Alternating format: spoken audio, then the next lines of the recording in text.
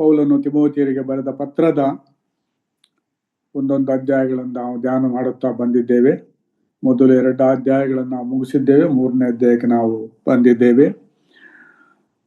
ತಿಮೋತಿಯನು ಈಗ ಈ ಪತ್ರವನ್ನ ಪೌಲನು ಬರೀತಾ ಇರುವಂತ ಸಮಯದಲ್ಲಿ ಎಫೆಸೆ ಪಟ್ಟಣದ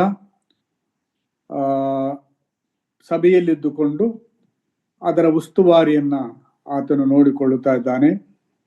ಪೌಲನು ಈ ಪತ್ರವನ್ನು ಬರೆಯುವುದಕ್ಕೆ ಕಾರಣ ಏನಂತ ಹೇಳಿದ್ರೆ, ಪೌಲನು ಈಗಾಗಲೇ ಮೆಕದಾನ್ಯ ಸೀಮೆಯಲ್ಲಿ ಆತನು ಸೇವೆಯಲ್ಲಿ ತೊಡಗಿಸಿಕೊಂಡಿದ್ದಾನೆ. ತಿಮೋತಿಯನು ಪೌಲನ ಜೊತೆಯಲ್ಲಿ ಸೇವೆಯಲ್ಲಿದ್ದಂಥವನು. ಈತನು ಲುಸ್ತ್ರ ಪಟ್ಟಣದವನು. ಇವನ ತಂದೆ ಗ್ರೀಕ್ ಹಿನ್ನೆಲೆಯವನು. ತಾಯಿ ಯಹೂದ್ಯಳು. ಅಜ್ಜಿ ಮತ್ತು ತಾಯಿ ಭಕ್ತಿವಂತರಾಗಿರ್ತಾರೆ. ಮೋಶೆಯ ಧರ್ಮಶಾಸ್ತ್ರದಲ್ಲಿ ಮತ್ತು ಯಹೂದ್ಯರ ಸಂಪ್ರದಾಯದ ಪದ್ಧತಿಗಳನ್ನು ಆಚರಿಸುವುದರಲ್ಲಿ. ಆದರೆ ಪೌಲನು ಮೊದಲನೇ ಬಾರಿಗೆ ಸುವಾರ್ತೆ ಸೇವೆಗೋಸ್ಕರವಾಗಿ ಬಾರ್ನಬನೊಂದಿಗೆ ಲುಸ್ತ್ರಾ ಪಟ್ಟಣಕ್ಕೆ ಬಂದಾಗ ಪ್ರಥಮ ಬಾರಿಗೆ ಸುವಾರ್ತೆಯನ್ನ ಕ್ರಿಸ್ತ ಶಕ 46-48 ಈ ಸಮಯದಲ್ಲಿ ಸುವಾರ್ತೆಯನ್ನು ಕೇಳಿದಂತ ತಿಮೋತಿಯನು ಕರ್ತನಾದ ಯೇಸುವನ್ನ ರಕ್ಷಕನನ್ನಾಗಿ ಸ್ವೀಕಾರ ಮಾಡಿಕೊಂಡು ಆ ಬದಲಾವಣೆಯ ಜೀವಿತವನ್ನ ಆತನು ಜೀವಿಸ್ತಾ ಇರುವಾಗ ಆ ಸುತ್ತಮುತ್ತಲಿನ ಸಭೆಗಳಲ್ಲಿ ಇದ್ದಂಥವರು ತಿಮೋತಿಯನ ಬೆಳವಣಿಗೆಯನ್ನು ನೋಡಿ, ಆತನ ಭಕ್ತಿಯ ಜೀವಿತವನ್ನು ನೋಡಿ ಒಳ್ಳೆ ಸಾಕ್ಷಿಯನ್ನು ಕೊಡ್ತಾ ಇದ್ರು. ಸೊ ಪೌಲನು 2ನೇ ಸಲ ಆ ಪಟ್ಟಣಕ್ಕೆ ಪ್ರವೇಶ ಮಾಡಿದಾಗ, ಅಂದ್ರೆ ಕ್ರಿಸ್ತ ಶಕ 49 ಅಥವಾ 50ರಲ್ಲಿ ಈ ಒಂದು 2ನೇ ಪ್ರಯಾಣದಲ್ಲಿ ಆತನು ಲುಸ್ತ್ರ ಪಟ್ಟಣಕ್ಕೆ ಬಂದಾಗ ತಿಮೋತಿಯನ ಬಗ್ಗೆ ಒಳ್ಳೆ ಸಾಕ್ಷಿಯನ್ನು ಕೇಳಿದಂತ ಪೌಲನು ತಿಮೋತಿಯನನ್ನ ತನ್ನ ಸೇವಾ ತಂಡದಲ್ಲಿ ಸೇರಿಸಿಕೊಳ್ಳುವುದಕ್ಕೆ ಇಷ್ಟಪಡ್ತಾನೆ. ಅದೇ ಮೇರೆಗೆ ತಿಮೋತಿಯನು ಪೌಲನ ಜೊತೆಯಲ್ಲಿ ಸೇವೆಗೆ ಸೇರಿಕೊಳ್ಳುತ್ತಾನೆ. ಅವನ ಮೊದಲನೆಯ ಸಲ ಸೇವೆಗೆ ಬಂದಿದ್ದು ಫಿಲಿಪ್ಪಿ ಪಟ್ಟಣಕ್ಕೆ, ಮೆಕದೋನ್ಯ ಸೀಮೆಯ ಫಿಲಿಪ್ಪಿ ಪಟ್ಟಣದಲ್ಲಿ. ಸೊ ಅಲ್ಲಿಂದ ಪೌಲನ ಸಂಗಾತಿಯಾಗಿ, ಜೊತೆಗಾರನಾಗಿ, ಪೌಲನ ಪಾಲುದಾರನಾಗಿ ಸಭೆಗಳನ್ನ ಸಂಧಿಸುತ್ತಾ, ಸಭೆಗಳನ್ನು ಬಲಪಡಿಸುತ್ತಾ, ಪೌಲನು ಬರೆದ ಪತ್ರಗಳ ಜೊತೆಯಲ್ಲಿ ತಾನು ಕೂಡ ಒಬ್ಬ ಬರಹಗಾರನಾಗಿ ಕಾಣಿಸಿಕೊಳ್ಳುವುದನ್ನ ನಾವು ಹೊಸ ಒಡಂಬಡಿಕೆಯ ಪೌಲನು ಬರೆದ ಅನೇಕ ಪತ್ರಗಳಲ್ಲಿ ನಾವು ಕಾಣ್ತೇವೆ. ಸೊ ಪೌಲನು ರೋಮಾಪುರಕ್ಕೆ ಸರಿಯಾಗಿ ಹೋದ ಮೇಲೆ ಆತನಿಗೆ ಅಂದ್ರೆ ಆತನನ್ನ 62ರಲ್ಲಿ ಬಹುಶಃ 57ರಲ್ಲಿ ಆತನನ್ನ ಬಂಧಿಸಲ್ಪಡ್ತಾನೆ. 58, 57ರಲ್ಲಿ 62ರವರೆಗೂ ಆತನ ರೋಮ್ ಪಟ್ಟಣದಲ್ಲಿರುವಂತ ಇರ್ತಾನೆ, ಸೆರೆಮನೆಯಲ್ಲಿ. ಆ ಸಮಯದಲ್ಲಿ ಅವನಿಗೆ ಸ್ವಲ್ಪ ಬಿಡುಗಡೆ ಆದಾಗ ಸರಿಯಿಂದ ಆತನು ಸಭೆಗಳನ್ನು ಸಂಧಿಸುವುದಕ್ಕೆ ಪ್ರಯತ್ನ ಮಾಡ್ತಾನೆ. ಆಗ ತಿಮೋತಿಯನು ಕೂಡ ಅವನ ಜೊತೆಯಲ್ಲಿರ್ತಾನೆ.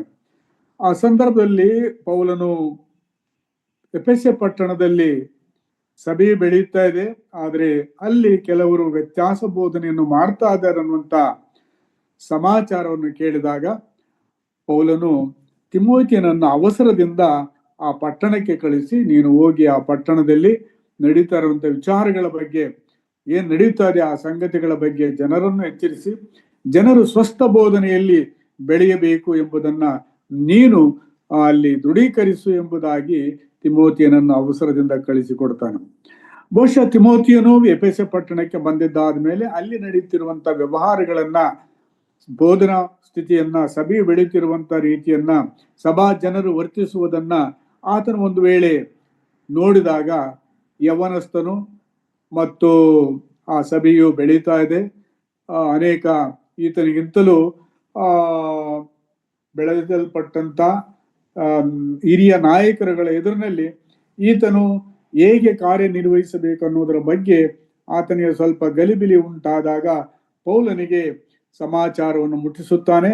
ಆಗ ಪೌಲನು ತಿಮೋತಿಯನನ್ನ ಬಲಪಡಿಸಿ ಆತನನ್ನ ಈ ಪತ್ರವನ್ನು ಬರೆಯುವುದರ ಮೂಲಕವಾಗಿ ಪ್ರೋತ್ಸಾಹಿಸ್ತಾನೆ. ಕ್ರಿಸ್ತನ ಸೇವೆಯಲ್ಲಿ ದೊಡ್ಡವರು ಚಿಕ್ಕವರು ಅನ್ನುವಂಥದ್ದು ಇರುವುದಿಲ್ಲ. ನಾನು ಹೆಚ್ಚು ನೀನು ಕಡಿಮೆ ಅನ್ನುವಂಥದ್ದಿಲ್ಲ. ಯಾಕಂತ ಹೇಳಿದ್ರೆ ಹಿರಿಯ ಎನಿಸಿಕೊಂಡಂಥವರು ಅಥವಾ ಸೇವೆಯಲ್ಲಿ ಹೆಚ್ಚಿನ ಅನುಭವಿಗಳಾದಂಥವರು ಕಿರಿಯರನ್ನ ಕ್ರಿಸ್ತನ ಸೇವೆಗೆ ಸಿದ್ಧಪಡಿಸಬೇಕು. ಯೇಸು ಸ್ವಾಮಿ ಹೇಳಿದ್ದು, ನನ್ನ ಹಿಂದೆ ಬನ್ನಿರಿ, ನಿಮ್ಮನ್ನು ಜನರನ್ನು ಹಿಡಿಯುವ ಬೆಸ್ತರನ್ನಾಗಿ ಮಾಡುತ್ತೇನೆ. ಸೊ ಯೇಸುವು ಈ ಲೋಕದ ಯಾತ್ರೆಯನ್ನು ಮುಗಿಸಿ ಪರಲೋಕಕ್ಕೆ ಏರಿ ಹೋಗುವಂತ ಸಂದರ್ಭದಲ್ಲಿ ಶಿಷ್ಯರನ್ನು ಕರೆದು ಹೇಳಿದ್ದು, ನೀವು ಹೊರಟು ಹೋಗಿ ಎಲ್ಲಾ ದೇಶಗಳಿಗೆ ಸುವಾರ್ತೆಯನ್ನು ಸಾರಿರಿ, ನನ್ನ ಶಿಷ್ಯರನ್ನಾಗಿ ಮಾಡ್ರಿ. ಯೇಸು ಕ್ರಿಸ್ತನು ಕೊಟ್ಟ ಈ ಸೇವೆಯನ್ನ ಹಿರಿಯ ಸೇವಕರು ಅನುಸರಿಸಿ ಮಾಡಿ ಕಿರಿಯ ಸೇವಕರಿಗೆ ಮಾದರಿಯನ್ನು ತೋರಿಸಿ ಕಿರಿಯ ಸೇವಕರು ಅವರು ಕೂಡ ಸೇವೆಯನ್ನು ಮುಂದುವರಿಸುತ್ತಾ ತಮ್ಮ ಹಿಂದೆ ಬರುವಂತ ಕಿರಿಯ ಸೇವಕರನ್ನ ಅವರು ಸಿದ್ಧಪಡಿಸಿ ಈ ಸೇವೆಯನ್ನ ಮುಂದುವರಿಸುವಂತ ಪರಂಪರೆ ಇದು ಕ್ರಿಸ್ತನ ಸೇವೆಯ ಲಕ್ಷಣ. ಮತ್ತು 2000 ವರ್ಷಗಳಿಂದ ಸಭೆಯು ಮಾಡುತ್ತಾ ಇರುವುದು ಇದುವೇ. ಸೊ ಎಲ್ಲಿ ಸಮಸ್ಯೆಗಳು ಕಂಡು ಬರುತ್ತದೋ ಅಂತ ಸಂದರ್ಭದಲ್ಲಿ ಕಿರಿಯ ಸೇವಕರುಗಳು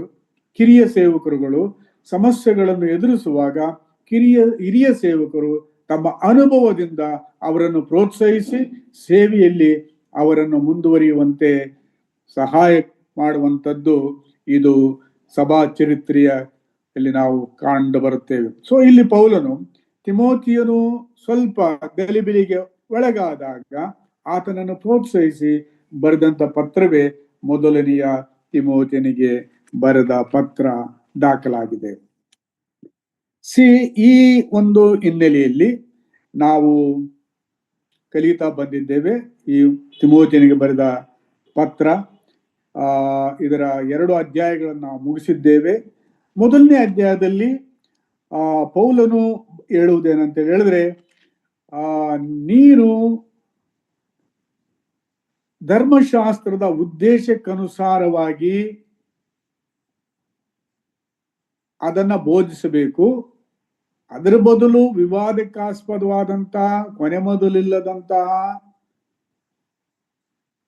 ವಂಶಾವಳಿಗಳು ಅಥವಾ ಕಥೆಗಳ ಅವಶ್ಯಕತೆ ಇಲ್ಲ. ಯಾಕಂತ ಹೇಳಿದ್ರೆ ಯಹೂದಿ ಧರ್ಮದ ಹಿನ್ನೆಲೆಯಿಂದ ಕ್ರಿಸ್ತನನ್ನು ನಂಬಿದಂಥವರಿಗೆ ಧರ್ಮಶಾಸ್ತ್ರದೊಟ್ಟಿಗೆ ಯಹೂದ್ಯರ ಸಂಪ್ರದಾಯಗಳು ಜೊತೆಯಲ್ಲಿದ್ದವು. ಸೊ ಅವುಗಳನ್ನು ಜನರು ಹೇಳಿ ಜನರನ್ನು ಆಕರ್ಷಿಸುವಂತ ರೀತಿಯಲ್ಲಿ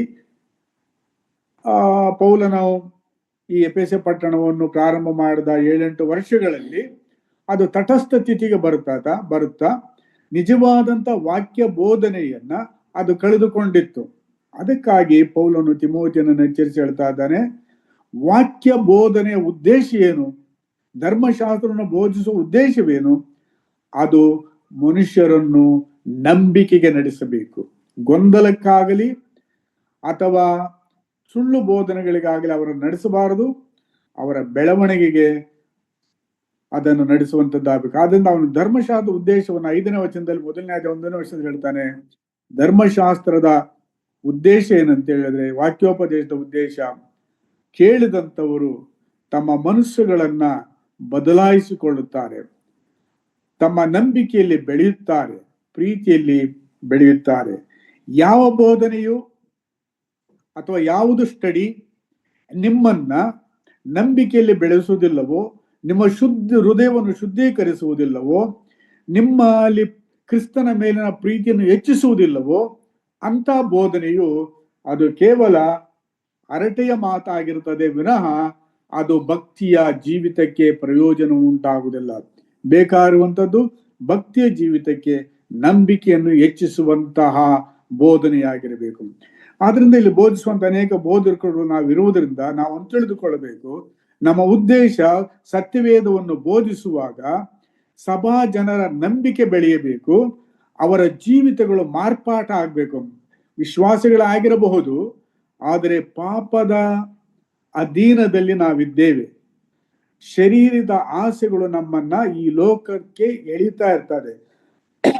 ಕ್ರಿಸ್ತನ ನಿಯಮಗಳು, ಆತನ ಗುಣಲಕ್ಷಣಗಳು ನಮ್ಮಲ್ಲಿ ಪೂರ್ಣ ಪ್ರಭುತ್ವಕ್ಕೆ ಬಾರದ ಹಾಗೆ ಅವು ಶರೀರದ ಆಸೆಗಳು, ಆತ್ಮೀಯ ವಿಷಯಗಳ ವಿಷಯದಲ್ಲಿ ಕಾದಾಡ್ತಾ ಇರ್ತವೆ. ಆದರೆ ವಾಕ್ಯೋಪದೇಶ ಕೇಳುವಾಗ ಆ ವಾಕ್ಯವು ನಮ್ಮನ್ನು ಶುದ್ಧೀಕರಿಸುತ್ತದೆ, ನಮ್ಮ ಪಾಪಗಳನ್ನು ಎತ್ತಿ ತೋರಿಸುತ್ತದೆ, ನಾವು ಕ್ರಿಸ್ತ ನಂಬಿಕೆಯಲ್ಲಿ ಬೆಳೆಯಬೇಕಾಗಿದೆ ಅನ್ನುವುದನ್ನ ಅದನ್ನು ತೋರಿಸುತ್ತದೆ. So hunger for the word of god, hunger for the holiness, hunger for the love of god, ಇದನ್ನ ನಮ್ಮಲ್ಲಿ ಅದು ಹುಟ್ಟಿಸ್ಬೇಕು, ಆ ಹಸಿವೆಯನ್ನು ಹುಟ್ಟಿಸ್ಬೇಕು ದೇವರ ವಿಷಯಗಳಲ್ಲಿ. ಸೊ ಆದ್ರಿಂದ ಪೌಲ್ನು ಎಂಫಸೈಸ್ ಮಾಡಿ ಹೇಳುವುದು ಅಂತ ಹೇಳಿದ್ರೆ, ವಾಕ್ಯೋಪದೇಶದ ಗುರಿ ಆಗಿರುವುದರಿಂದ ಅದನ್ನು ಬಿಟ್ಟು ವಿವಾದಕ್ಕಾಸ್ಪದವಾದಂತಹ ಅಥವಾ ಅದನ್ನ ಆ ಧರ್ಮಶಾಸ್ತ್ರಕ್ಕೆ ಅನುಸಾರವಾದಂತಹ ರೀತಿಯಲ್ಲಿ ಬೋಧಿಸದೆ ಅದನ್ನ ತಪ್ಪಾದ ರೀತಿಯಲ್ಲಿ ಬೋಧಿಸುವುದಾಗಿದ್ದರೆ ಅದರಿಂದ ಏನು ಪ್ರಯೋಜನವಿಲ್ಲ ಎಂಬುದಾಗಿ ಆತನು ಕಡಾಖಂಡಿತವಾಗಿ ಹೇಳಿ ಅದನ್ನ ಈ ನಂಬಿಕೆಯಲ್ಲಿ ನೀನು ಮುಂದುವರಿಸು ಅಂತ ಹೇಳಿದ. 19ನೇ ವಚನಕ್ಕೆ ಬರುವಾಗ ಆತನೊಂದು ಮಾತು ಹೇಳ್ತಾನೆ, ನಂಬಿಕೆಯನ್ನು, ಒಳ್ಳೆಯ ಮನಸ್ಸಾಕ್ಷಿಯನ್ನು ಬಿಡದೆ ಹಿಡುಕೋ. ಈ ಪ್ರಾಸೆಸಿಂಗ್ ನೀನು ಮಾಡುವಾಗ, ಜನರನ್ನ ಸ್ವಸ್ಥ ಬೋಧನೆಯಲ್ಲಿ ನೀನು ಬೆಳೆಸುವಾಗ, ನಿನ್ನ ನಂಬಿಕೆಯು ನಿನ್ನ ಮನಸ್ಸಾಕ್ಷಿಯ ವಿಷಯದಲ್ಲಿ ಜಾಗೃತನಾಗಿರು ಎಂಬುದಾಗಿ ಆತನು ಎಚ್ಚರಿಸ್ತಾನೆ. 2ನೇ ಅಧ್ಯಾಯಕ್ಕೆ ಬರುವಾಗ ಸಭೆಯಲ್ಲಿ ಸ್ತ್ರೀ ಪುರುಷರು ಹೇಗೆ ನಡೆದುಕೊಳ್ಳಬೇಕು ಅನ್ನುವುದನ್ನ ಆತನು ಎಂಫಸೈಸ್ ಮಾಡ್ತಾನೆ. ಸೊ ಸಭೆಯಲ್ಲಿ ಸ್ವಸ್ಥ ಬೋಧನೆಯನ್ನ ಪ್ರಾಬಲ್ಯಗೊಳಿಸಬೇಕು, ದೃಢೀಕರಿಸಬೇಕು. ಸಭೆಯಲ್ಲಿ ಜನರು ಶಿಸ್ತಿನಿಂದ ನಡೆದುಕೊಳ್ಳಬೇಕು. ಇದೇ 2ನೇ ಅಧ್ಯಾಯದಲ್ಲಿ ಬರೆದ ವಿಷಯವನ್ನ 3ನೇ ಅಧ್ಯಾಯದಲ್ಲಿ ಆತನು ಮುಂದುವರಿಸ್ತಾ ಹೇಳ್ತಾನೆ. ಸೊ ಸ್ತ್ರೀಯರು, ಪುರುಷರು ಹೇಗೆ ನಡೆದುಕೊಳ್ಳಬೇಕು? ಅವರು ಪ್ರಾರ್ಥನೆ ಮಾಡುವವರಾಗಿ, ವಿಜ್ಞಾಪನೆಗಳನ್ನು ಮಾಡುವವರಾಗಿ, ಕೃತಜ್ಞತಾ ಸ್ತುತಿಯನ್ನು ದೇವರಿಗೆ ಸಲ್ಲಿಸುವಂತವರಾಗಿರಬೇಕು. ಗೌರವವಾಗಿ ಅವರು ಎಲ್ಲಾ ಕಡೆಗಳಲ್ಲಿಯೂ ಅವರು ನಡೆದುಕೊಳ್ಳಬೇಕು. ಅವರ ಹೊರಗಣ ಜೀವಿತವು ಅದು ಜನರ ಮುಂದೆ ಮಾದರಿಯಾಗಿರಬೇಕು. ಮತ್ತು ಅದೇ ಸಮಯದಲ್ಲಿ ಸಭೆಯು ದೇಶದಲ್ಲಿ ಶಾಂತಿ ಸಮಾಧಾನಕ್ಕೋಸ್ಕರವಾಗಿ, ಅರಸುಗಳಿಗಾಗಿಯೂ ಅಧಿಕಾರಿಗಳಿಗೋಸ್ಕರವಾಗಿಯೂ ಪ್ರಾರ್ಥಿಸಬೇಕೆಂತ ಹೇಳುವಂತ ಈ ವಿಷಯವನ್ನ ಒತ್ತಿ ಹೇಳುತ್ತಾ ಇದ್ದಾನೆ. ಮತ್ತು ಪುರುಷರು ವಿವಾದವಿಲ್ಲದವರಾಗಿಯೂ ಮತ್ತೆ ಭಕ್ತಿವಂತರಾಗಿಯೂ ಅವರು ಯಾವಾಗಲೂ ನಡೆದುಕೊಳ್ಳಬೇಕು ಸಾರ್ವಜನಿಕ ಸ್ಥಳಗಳಲ್ಲಿ ಎಂಬುದಾಗಿ ಆತನು ಹೇಳ್ತಾನೆ. ಅದೇ ಸಮಯದಲ್ಲಿ ದೇವಭಕ್ತರಾದಂತ ಸ್ತ್ರೀಯರು ಸಹ ನಡೆದುಕೊಳ್ಳಬೇಕಾದ ರೀತಿ ಏನೆಂಬುದನ್ನ ಆತನು ಇದೇ 2ನೇ ಅಧ್ಯಾಯದಲ್ಲಿ ತಿಳಿಸ್ತಾನೆ. ಸೊ ಸ್ತ್ರೀಯರು ಮೌನವಾಗಿರಬೇಕು. ಸ್ತ್ರೀಯರು ಸಾರ್ವಜನಿಕ ಕೂಟಗಳಲ್ಲಿ ಮಾತನಾಡುವುದು ಮೌನವಾಗಿರಬೇಕಂತ ಹೇಳ್ತಾನೆ. ಅದಕ್ಕೆ 2 ಕಾರಣಗಳನ್ನ ಆತನು ಹೇಳ್ತಾನೆ. ಒಂದು, ಮೊದಲು ಉಂಟಾದವನು ಆದವನಾದದ್ದರಿಂದ ಸ್ತ್ರೀಯರು ಅಧೀನದಲ್ಲಿದ್ದು ಅವರು ಕೇಳಿಸಿಕೊಳ್ಳುವವರಾಗಿರ್ಬೇಕೆಂಬುದಾಗಿ, ಮತ್ತು ಮೊದಲು ಪ್ರಲೋಭಕ್ಕೆ ಅಥವಾ ಪಾಪಕ್ಕೆ ಒಳಗಾದದ್ದು ಸ್ತ್ರೀ, ಪುರುಷನು ಅದಕ್ಕೆ ಪಾಪಕ್ಕೆ ಬೀಳಲ್ಲ. ಈ 2 ಕಾರಣಗಳನ್ನ ಆತನು ಕೊಟ್ಟು, ಸಹೋದರಿಯರು ಸಭೆಯಲ್ಲಿ ಅವರು ಮೌನವಾಗಿರಬೇಕು, ಬೋಧಿಸುವುದಕ್ಕೆ ನಾನು ಅವರಿಗೆ ಅಪ್ಪಣೆ ಕೊಡುವುದಿಲ್ಲ ಎಂಬುದಾಗಿ ಪೌಲನು ಈ ಒಂದು ಬೋಧನೆಯನ್ನ ಇವರಿಗೆ ಮಾಡ್ತಾನೆ. ಮಾತ್ರವಲ್ಲದೆ ಸಹೋದರಿಯರಿಗೆ ಇನ್ನೊಂದು ಎಚ್ಚರಿಕೆಯನ್ನು ಆತನು ಈ ಅಧ್ಯಾಯದಲ್ಲಿ ಕೊಡಲಾಗಿದೆ. 2ನೇ ಅಧ್ಯಾಯದಲ್ಲಿ ಅವರು ನಂಬಿಕೆಯಲ್ಲಿಯೂ ಪ್ರೀತಿಯಲ್ಲಿಯೂ ಪರಿಶುದ್ಧತೆಯಲ್ಲಿಯೂ ಬೆಳೆಯುತ್ತಾ ಹೋಗ್ಬೇಕು. ಆಗ ಬೆಳೆಯುತ್ತಾ ಹೋಗುವುದಾಗಿದ್ದರೆ ಅವರು ಮಕ್ಕಳನ್ನು ಹೆರುವುದರಲ್ಲಿ ರಕ್ಷಣೆಯನ್ನು ಹೊಂದುವರು ಎಂಬುವಂತ ಮಾತನಾತನು ಹೇಳುವಾಗ, ಕುಟುಂಬದ ಜವಾಬ್ದಾರಿಕೆಯನ್ನು ಸಹೋದರರು ಅವರು ಒಳ್ಳೆ ರೀತಿಯಲ್ಲಿ ನಿಭಾಯಿಸಲಿಕ್ಕೆ ಸಾಧ್ಯತೆ ಆಗ್ತದೆ. ಮಕ್ಕಳನ್ನ ಅವರು ಕರ್ತನ ಭಯಭಕ್ತಿಯಲ್ಲಿ ಬೆಳೆಸಲಿಕ್ಕೆ ಅನುಕೂಲಕರವಾಗಿದೆ ಎಂಬುದನ್ನು ಆತನು ಹೇಳ್ತಾನೆ. ಸ್ತ್ರೀಯ ಗರ್ಭದಲ್ಲಿ ರಕ್ಷಕನಾದ ಯೇಸು ಕ್ರಿಸ್ತನು ಜನಿಸಿ ಬಂದು ಸರ್ವರಿಗೂ ಆತನು ರಕ್ಷಣೆಯನ್ನು ಕೊಡುವಾತನಾದ್ದರಿಂದ ಸಹೋದರಿಯ ಪಾತ್ರ ಬಹಳ ದೊಡ್ಡದಿದೆ. ಒಂದು ವೇಳೆ ಸಭೆಯಲ್ಲಿ ಮಾತನಾಡುವುದಕ್ಕೆ, ಬೋಧಿಸುವುದಕ್ಕೆ ಅವಕಾಶವಿಲ್ಲ ಅಂತೇಳಿ ಅವರು ಬೇಸರಗೊಳ್ಳುವುದು ಅವಶ್ಯವಿಲ್ಲ. ಯಾಕಂತ ಹೇಳಿದ್ರೆ ಪೌಲನು ಅದಕ್ಕೆ ಕಾರಣಗಳನ್ನು ಕೊಟ್ಟು, ನಿಮ್ಮ ಜವಾಬ್ದಾರಿಕೆ ಬಹಳ ದೊಡ್ಡದು, ಆದ್ದರಿಂದ ನೀವು ನಂಬಿಕೆಯಲ್ಲಿಯೂ ಪ್ರೀತಿಯಲ್ಲಿಯೂ ಪರಿಶುದ್ಧತೆಯಲ್ಲಿಯೂ ನೆಲೆಗೊಂಡಿರಬೇಕೆಂಬುದಾಗಿ ಆತನು ಒತ್ತಿ ಹೇಳ್ತಾನೆ. 3ನೇ ಅಧ್ಯಾಯಕ್ಕೆ ಬರುವಾಗ 3ನೇ ಅಧ್ಯಾಯದಲ್ಲಿ ಆತನು ಸಭಾಧ್ಯಕ್ಷರು, ಸಭಾ ಸೇವಕರು ಇರಬೇಕಂತ ಲಕ್ಷಣಗಳು ಮತ್ತು ಯಾಕೆ ಈ ಲಕ್ಷಣಗಳು ಅವಶ್ಯ ಅನ್ನುವುದನ್ನ ಆತನು ಒತ್ತಿ ಈ 3ನೇ ಅಧ್ಯಾಯದಲ್ಲಿ ಹೇಳುವನಾಗಿದ್ದಾನೆ. ಸೊ ಈ 3ನೇ ಅಧ್ಯಾಯದಲ್ಲಿ ನಾವು ನೋಡುವಂತ ವಿಷಯಗಳು, ನಾನು ನಿಮಗೆ ನೀವು ಪರ್ಸನಲ್ ಆಗಿ ಸ್ಟಡಿ ಮಾಡಲಿಕ್ಕೆ ಅನುಕೂಲಕರವಾದಂತ ರೀತಿಯಲ್ಲಿ ಕೆಲವು ಪ್ರಶ್ನೆಗಳನ್ನ ಹಾಕಿಕೊಂಡು ಈ ಅಧ್ಯಾಯವನ್ನು ಓದಬೇಕು ಅಂತೇಳಿ ಹೇಳಿದ್ದೆ. ಸೊ ನೀವು ವೈಯಕ್ತಿಕವಾಗಿ ಒಂದು ವೇಳೆ 1 ಅಥವಾ 2 ತಾಸುಗಳ ಕಾಲ ಈ ಅಧ್ಯಾಯವನ್ನ ನೀವು ಓದಲಿಕ್ಕೆ ಸಮಯ ಮಾಡಿಕೊಂಡಿದ್ರೆ ದೇವರಿಗೆ ಸ್ತೋತ್ರವಾಗಲಿ. ಯಾಕಂತ ಹೇಳಿದ್ರೆ ಸತ್ಯವೇದವನ್ನು ಅಧ್ಯಯನ ಮಾಡುವುದರಿಂದ ನೀವಾಗಿ ಸತ್ಯವೇದದಲ್ಲಿನ ಸತ್ಯಗಳನ್ನ ಗ್ರಹಿಸಿಕೊಳ್ಳಲಿಕ್ಕೆ ಸಾಧ್ಯತೆ ಆಗ್ತದೆ. ಅಷ್ಟು ಮಾತ್ರ ಅಲ್ಲದೆ ಆ ಗ್ರಹಿಸಿಕೊಂಡ ಸತ್ಯಗಳು ನಿಮ್ಮ ಜೀವಿತದಲ್ಲಿ ಪ್ರಭಾವ ಬೀರುವ ಹಾಗೆ ಅವುಗಳನ್ನು ಕೈಕೊಂಡು ನಡೆಯಲಿಕ್ಕೆ ಅನುಕೂಲ ಆಗ್ತದೆ. ಸೊ ಈಗ 3ನೇ ಅಧ್ಯಾಯಕ್ಕೆ ನಾವು ಬರೋಣ.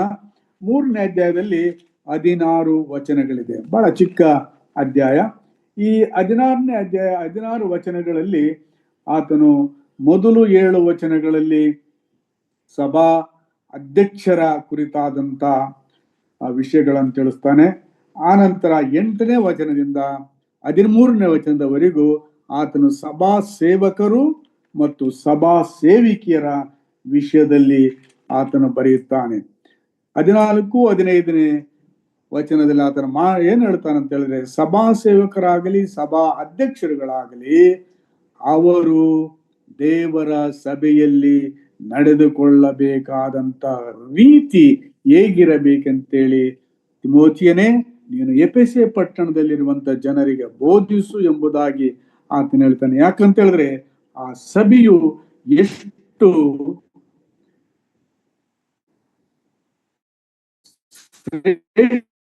ಅನ್ನುವುದನ್ನು 16ನೇ ವಚನದಲ್ಲಿ ಆತನನ್ನ ಪ್ರಬೋಧಿಸ್ತಾ ಇದ್ದಾನೆ. ಸೊ ಈಗ ಈ 3ನೇ ಅಧ್ಯಾಯದಲ್ಲಿ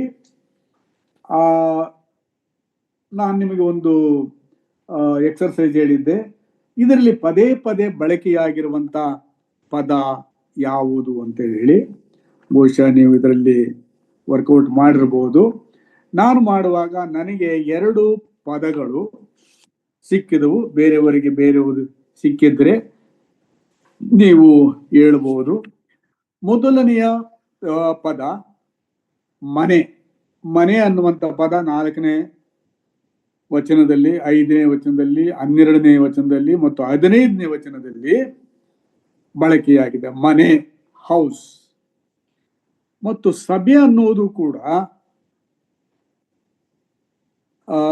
4 ಸಲ ಪ್ರಯೋಗ ಆಗಿದೆ. ಸಭೆ 5ನೇ ವಚನದಲ್ಲಿ ಎಲ್ಲಿ ಮನೆ ಅಂತೇಳಿ ಬರ್ತದೆ ಅಲ್ಲಿ ಸಭೆ ಅಂತೇಳಿ ಸಹ ಇದೆ.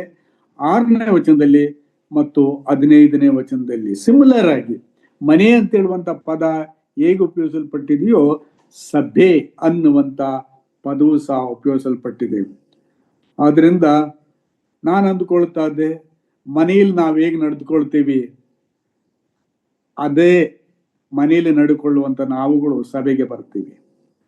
ಸಭೆಗೆ ಬಂದಾಗ ನಮ್ಮ ಮನೆಯ ವ್ಯವಹಾರಗಳನ್ನ, ನಮ್ಮ ಮನೆಯಲ್ಲಿ ನಾವು ಹೇಗೆ ನಡೆದುಕೊಳ್ಳುತ್ತೇವೋ ಅದನ್ನೇ ನಾವು ಸಭೆಗೆ ಬರುವಾಗ ನಮ್ಮ ಮಾತುಗಳಲ್ಲಿ, ನಮ್ಮ ವರ್ತನೆಗಳಲ್ಲಿ ನಾವು ಅದನ್ನು ಪ್ರತಿಬಿಂಬಿಸುತ್ತೇವೆ. ಸೊ ಇದರಲ್ಲಿ ಮನೆ ಮತ್ತು ಸಭೆ ಅನ್ನುವಂಥದ್ದು ಪದಗಳು 4 ಬಾರಿ ಉಪಯೋಗಿಸಲ್ಪಟ್ಟಿದೆ. ಬೇರೆ ಯಾರಾದರೂ ಬೇರೆ ಪದ ಪ್ರಯೋಗ ಆಗಿರುವುದನ್ನು ಹೆಚ್ಚು ಬಾರಿ ಗಮನಿಸಿದರೆ ದಯವಿಟ್ಟು ನೀವು ಅನ್ಮ್ಯೂಟ್ ಮಾಡಿ ಹೇಳಬಹುದು. ಸರಿ, ಈ ಒಂದು ಅಧ್ಯಾಯದಲ್ಲಿ ತಲೆಬರಹ ಕೊಟ್ಟಿದ್ದಾನೆ. ತಲೆಬರಹ ಒಂದೇ ತಲೆಬರಹ ಇದೆ, ಅದು ಆಕ್ಚುಲಿ 2 ಇದೆ. ಆದರೆ ನಾವು ನೋಡುವಂತ ಈ 3ನೇ ಅಧ್ಯಾಯದ ತಲೆಬಾರದ ಸಭಾಧ್ಯಕ್ಷರು ಸಭಾ ಸೇವಕರು ಯೋಗ್ಯರಾಗಿರಬೇಕು. ಅಂದ್ರೆ ಕ್ವಾಲಿಫಿಕೇಶನ್, ಒಬ್ಬ ಸಭಾಧ್ಯಕ್ಷನ ಆಗ್ಬೇಕಾಗಿದ್ರೆ, ಸಭಾ ಸೇವಕನ ಆಗ್ಬೇಕಾದ್ರೆ ಅಥವಾ ಸೇವಕಿ ಆಗ್ಬೇಕಾಗಿದ್ರೆ ಅವರಲ್ಲಿ ಇರಬೇಕಂತ ತಿಳಿಸ್ತಾ ಇದ್ದಾನೆ. ಮತ್ತು ಅದರಲ್ಲೇ ಕೂಡ ಇನ್ನೊಂದನ್ನ ಆತನು ಪ್ರಸ್ತಾಪ ಮಾಡ್ತಾನೆ. ಏನಂತ ಹೇಳಿದ್ರೆ, ಆ ಸಭೆಯಲ್ಲಿ ಯೇಸು ಕ್ರಿಸ್ತನೇ ಸತ್ಯವಂತನು. ಸೊ ಯೇಸು ಕ್ರಿಸ್ತನು ಆ ಸಭೆಯ ಆಧಾರವಾಗಿರುವಾಗ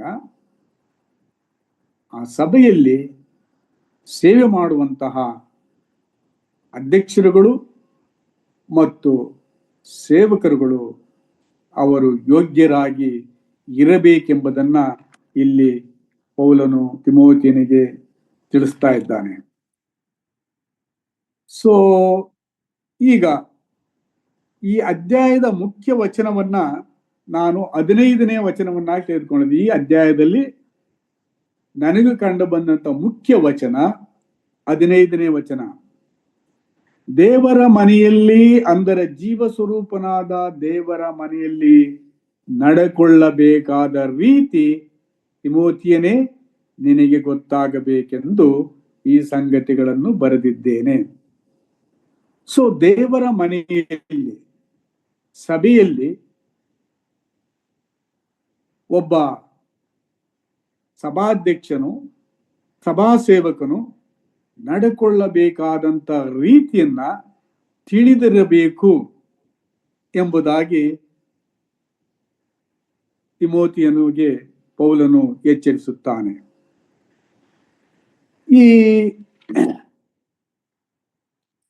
ಆ ಒಂದು ಥೀಮ್ ಮೇಲೆಯೇ ಈ ಒಂದು ಪತ್ರ ಆಧಾರವಾಗಿದೆ ಅಂತ ಹೇಳಿ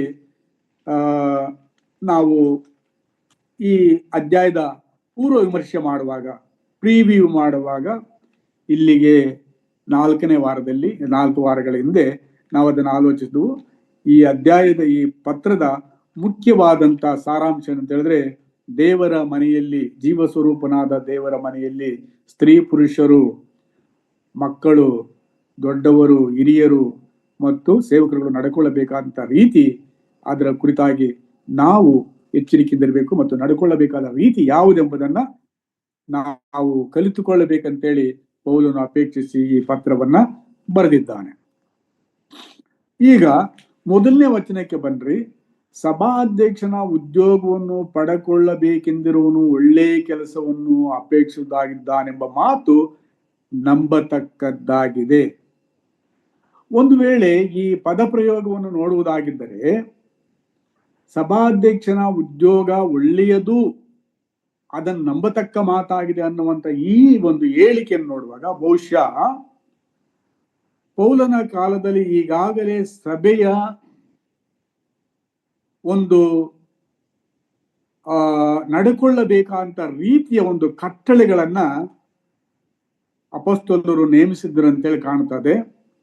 ಸೊ ಅದರಲ್ಲಿ ಕೋಟ್ ಮಾಡಿದಂತ, ಅದರಲ್ಲಿ ಉಪಯೋಗಿಸಿದ ಪದ ಬಳಕೆಯನ್ನ ಇಲ್ಲಿ ಆತನ ಹೇಳ್ತಾನೆ. ಈ ಮಾತು ನಂಬತಕ್ಕದ್ದಾಗಿದೆ. ಸಭಾಧ್ಯಕ್ಷನ ಉದ್ಯೋಗವನ್ನ ಪಡೆಕೊಳ್ಳಬೇಕೆಂದಿರುವನು ಒಳ್ಳೆಯ ಕೆಲಸವನ್ನ ಅಪೇಕ್ಷಿಸುವನಾಗಿದ್ದಾನೆ. ಸೊ ಒಳ್ಳೆಯ ಕೆಲಸ, ನಾವು ಯೇಸು ಸ್ವಾಮಿಯನ್ನ ಕೆಲವರು ಆತನ್ನು ಕೇಳಿದ್ರು, ಇದರ ಕುರಿತಾಗಿ ನಿಮಗೆ ಯೋಹಾನ ಬರೆದ ಸುವಾರ್ತೆ 5ನೇ ಅಧ್ಯಾಯದಲ್ಲಿ ಮಾಹಿತಿ ಉಂಟು. ಅಲ್ಲಿ ಆತನನ್ನ ಅನೇಕರು ಪ್ರಶ್ನೆ ಮಾಡಿ ಕೇಳುವಾಗ, ದೇವರು ಮೆಚ್ಚುವ ಕೆಲಸ ಯಾವುದು ಅಂತೇಳಿ 5ರಿಂದ 8 ಅಧ್ಯಾಯಗಳಲ್ಲಿ ನಾವು ಅದನ್ನು ನೋಡ್ತೇವೆ. ಆತನ ಹೇಳ್ದ, ದೇವರು ಮೆಚ್ಚುವ ಕೆಲಸ ಯಾವುದೆಂದರೆ ನೀವು ಆತನನ್ನು ಕಳಿಸಿಕೊಟ್ಟ ಆತನನ್ನು ನಂಬುವುದೇ. ಸೊ ಇಲ್ಲಿ ಪೌಲ್ ಹೇಳ್ತಾ ಇದ್ದಾನೆ, ಸಭಾಧ್ಯಕ್ಷನ ಉದ್ಯೋಗ, ಸಭೆಯಲ್ಲಿ ಹಿರಿತನ ಅಥವಾ ಸಭೆಯ ಆಡಳಿತವನ್ನ ನೋಡಿಕೊಳ್ಳುವ ಆಸೆ, ಅಪೇಕ್ಷೆ ಒಬ್ಬ ವ್ಯಕ್ತಿಯಲ್ಲಿ ಇರುವುದಾಗಿದ್ದರೆ ಅದು ಒಳ್ಳೆ ಕೆಲಸವನ್ನ ಅವನು ಅಪೇಕ್ಷಿಸಿದವನಾಗಿದ್ದಾನೆ. ಸೊ ಎಲ್ಲಾ ಕೆಲಸಗಳಲ್ಲಿ ಮುಖ್ಯವಾದ ಕೆಲಸ ಯಾವುದಂತ ಹೇಳಿದ್ರೆ, ಕ್ರಿಸ್ತನು ನಮಗೆ ಕೊಟ್ಟ ಕೆಲಸವನ್ನು ನಾವು ಮಾಡುವಂಥದ್ದು. ಏನು ಆತನು ಕೊಟ್ಟ ಕೆಲಸ? ಬನ್ನಿರಿ, ನನ್ನನ್ನು ಹಿಂಬಾಲಿಸಿರಿ, ನಿಮ್ಮನ್ನ ಮೀನು ಹಿಡಿಯುವ ಮನುಷ್ಯರನ್ನು ಹಿಡಿಯುವ ಬೆಸ್ತರನ್ನಾಗಿ ಮಾಡುವೆನು. The followers of Christ must engage 24/7 in his business. ಆತನ ಹಿಂಬಾಲಕರು ನಾವು ವಿಶ್ವಾಸಿಗಳಿರಬಹುದು, ವಿಶ್ವಾಸಿಗಳ ಬಗ್ಗೆ ಇಲ್ಲಿ ಕೇಳುವುದಿಲ್ಲ. ಆತನು ಕೇಳುವುದು ನನ್ನನ್ನು ಹಿಂಬಾಲಿಸುವವರು. So there is the difference between ವಿಶ್ವಾಸಿಗಳು ಮತ್ತು ಹಿಂಬಾಲಕರು. ಯೇಸು ಬಯಸುವಂಥದ್ದು ಹಿಂಬಾಲಕರನ್ನ, ಆತನು ಬಯಸುವಂಥದ್ದು ವಿಶ್ವಾಸಿಗಳನ್ನಲ್ಲ. ಆತನು ಕರೆದಿದ್ದು ನಮ್ಮನ್ನು ಹಿಂಬಾಲಕರನ್ನಾಗಿ ಆಗುವುದಕ್ಕಾಗಿ ವಿನಃ ವಿಶ್ವಾಸಿಗಳಾಗಿರುವುದಕ್ಕಾಗಲ್ಲ. ವಿಶ್ವಾಸಿಗಳಾದಂಥವರು ಹಿಂಬಾಲಕರು ನಿಜವಾಗಲೂ ವಿಶ್ವಾಸಿಗಳು. ಹಿಂಬಾಲಕರಾಗಬೇಕಂದ್ರೆ ವಿಶ್ವಾಸಿಗಳಾಗಿರಬೇಕು. ಆತನು ಹೇಳ್ತಾನೆ, ನೀವು ನನ್ನನ್ನ ಹಿಂಬಾಲಿಸಿರಿ.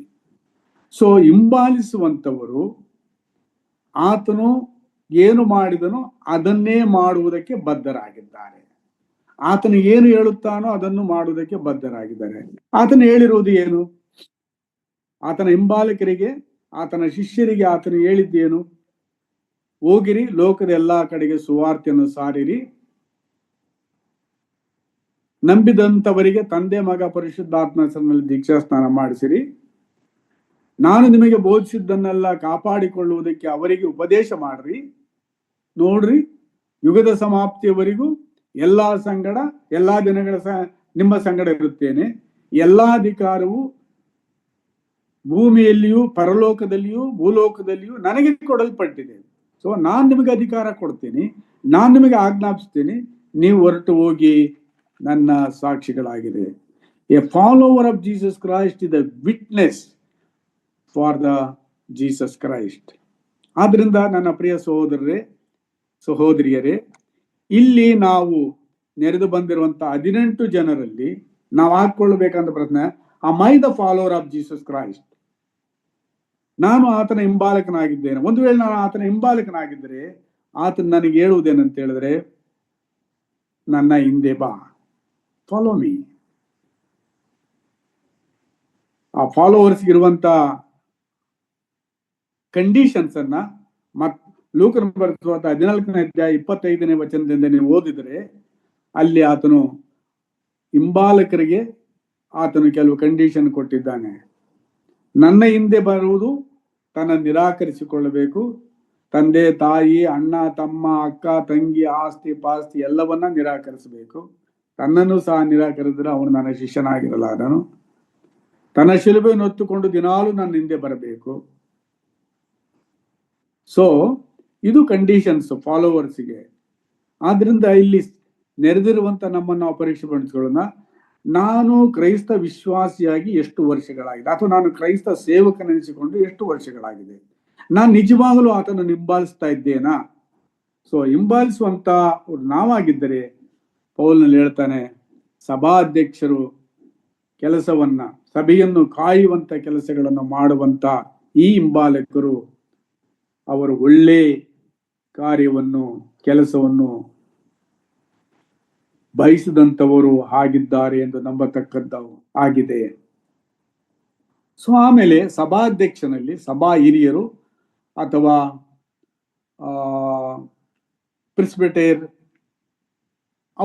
ಪ್ರೆಸ್ಬಿಟೇರಿಯನ್ ಇನ್ಚಾರ್ಜ್ ಅಂತೇಳಿ ಸಭಾ ನಾಯಕರು ಹಿರಿಯರು ಇರಬೇಕಾದಂತ ಕ್ವಾಲಿಫಿಕೇಶನ್ಸ್ ಏನಂತೇಳಿ ಹೇಳಿದ್ರೆ ಅದನ್ನ ಆತನು ತಿಳಿಸ್ತಾ ಇದ್ದಾನೆ.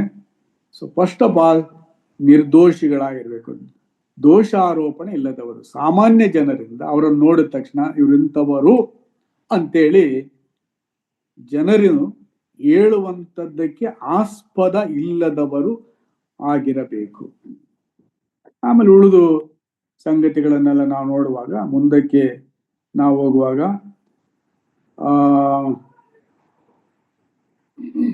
ಅವರು ಇನ್ನೊಂದು ಕ್ವಾಲಿಫಿಕೇಶನ್ ಕೊಡ್ತಾನೆ 4ನೇ ವಚನದಲ್ಲಿ.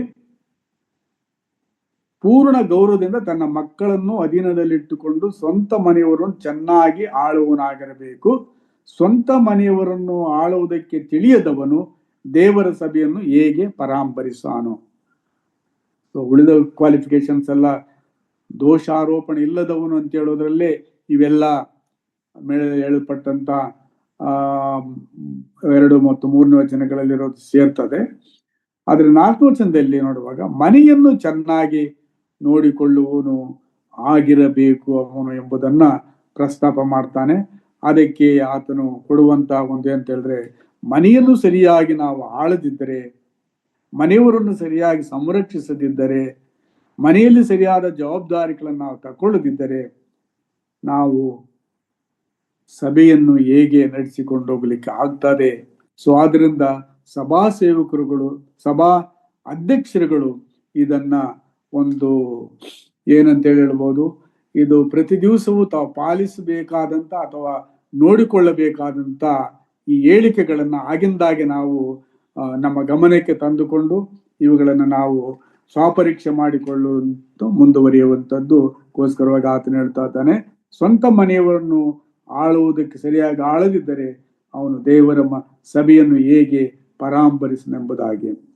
ಸೊ ಇನ್ನು ಉಳಿದಿದ್ದೆಲ್ಲ ಸಭಾಧ್ಯಕ್ಷರಲ್ಲಿರಬೇಕಂತ ಅರ್ಹತೆಗಳ ಕುರಿತಾಗಿ ಆತನು ಹೇಳಿದ್ದಾನೆ. ಮುಂದಕ್ಕೆ ಬರುವಾಗ ಅದೇ ರೀತಿಯಾಗಿ ಸಭಾ ಸೇವಕರು, ಸೊ ಸಭಾ ಸೇವಕರಿಗೂ ಸಭಾ ಅಧ್ಯಕ್ಷರಿಗೂ ಇರುವ ವ್ಯತ್ಯಾಸ ಏನಂದ್ರೆ, ಸಭಾ ಅಧ್ಯಕ್ಷರು ಸಭೆಯ ಮೇಲ್ವಿಚಾರಣೆ ಮಾಡುವಂತವರು, ಸಭೆಯಲ್ಲಿ ತೀರ್ಮಾನಗಳನ್ನು ತೆಗೆದುಕೊಂಡು ಸಭಾ ಜನರನ್ನ, ಆತನ ಮಂದೆಯನ್ನು ಕಾಯುವಂತಹ ಇವರು ತಮ್ಮದೇ ಆದಂತಹ ರೀತಿಯಲ್ಲಿ ಆ ಸಭೆಯನ್ನು ಕಾಯುವುದಕ್ಕೆ ಕೆಲವು ಯೋಜನೆಗಳನ್ನು ಅವರು ಹಾಕಿಕೊಳ್ಳುತ್ತಾರೆ ಮತ್ತು ಅದನ್ನ ಪಾಲಿಸುತ್ತಾರೆ. ಸಭೆಯ ಆಡಳಿತ ಕ್ರಮವನ್ನ ಅವರು ನಿರ್ಣಯಿಸುತ್ತಾರೆ.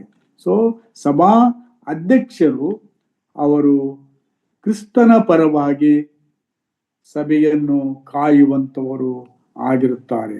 ಅವರನ್ನ ವಾಕ್ಯೋಪದೇಶ ಮಾಡುವುದರಲ್ಲಿಯೂ, ಅವರನ್ನ ಕ್ರಿಸ್ತನ ಅನ್ಯೋನ್ಯತೆಯಲ್ಲಿ ಬೆಳೆಸುವುದರಲ್ಲಿಯೂ, ಸಭಾ ಶಿಸ್ತನ್ನು ಅವರು ಏನು ಸಭೆಯ ಶಿಸ್ತು ಇದೆಯೋ ಅದನ್ನ ಒಂದು ಡಾಕ್ಯುಮೆಂಟ್ ಮಾಡಿ ಈ ರೀತಿ ನಡೆದುಕೊಳ್ಳಬೇಕು ಸ್ಥಳೀಯ ಸಭೆಯಲ್ಲಿ ಅಂತೇಳಿ ಅದು ಅವರನ್ನು ಶಿಸ್ತನ್ನು ಕಲಿಸಿಕೊಟ್ಟು ಆ ಶಿಸ್ತನ್ನು ಪಾಲಿಸುವ ಹಾಗೆ ಸಭೆಯವರು ನೋಡಿಕೊಳ್ಳುವಂತ ಜವಾಬ್ದಾರಿಕೆ ಸಭೆಯ ಅಧ್ಯಕ್ಷರ ಮೇಲೆ ಇರುತ್ತದೆ. ಮತ್ತು ಇಲ್ಲಿ ಸಭಾ ಸೇವಕರುಗಳು ಅವರು ಕೂಡ ಅದೇ ಸಭಾ ಅಧ್ಯಕ್ಷರುಗಳಿರಬೇಕಂತ ಗುಣಗಳು ಇವರಲ್ಲೂ ಸಹ ಇರಬೇಕು.